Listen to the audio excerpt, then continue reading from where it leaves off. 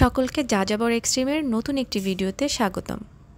আজকে আমাদের ভিডিওটি গালাগালা আন্ডারগ্রাউন্ড হাউস নিয়ে, যেটি ইন্দোনেশিয়ার নুসা ল্যাম্বঙ্গানে অবস্থিত। গালাগালা আন্ডারগ্রাউন্ড হাউস নুসা ল্যাম্বঙ্গান দ্বীপের সবচেয়ে অস্বাভাবিক আবাসগুলোর মধ্যে একটি।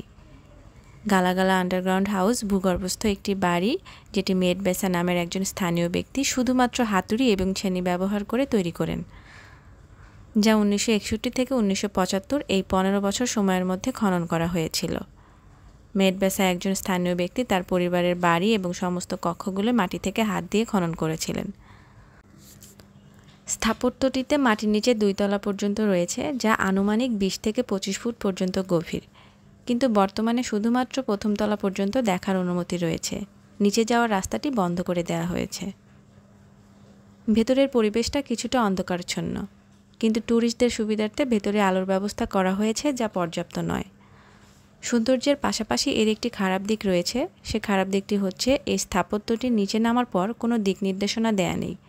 এছাড়াও মাটির নিচে ঘুরে দেখানোর জন্য কোনো গাইডও নেই, তাই যারা এটা নিচে নামবেন খুবই সাবধানতার সঙ্গে যেতে হবে।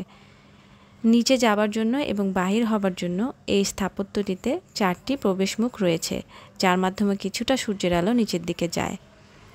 সুতরাং কোনো প্রকার দিক নির্দেশনা না থাকায় যারা ভেতরে যাবেন তারা সূর্যের আলোকে ফলো করে সামনের দিকে আগাবেন এবং পরবর্তী দরজা দিয়ে বের হয়ে আসবেন।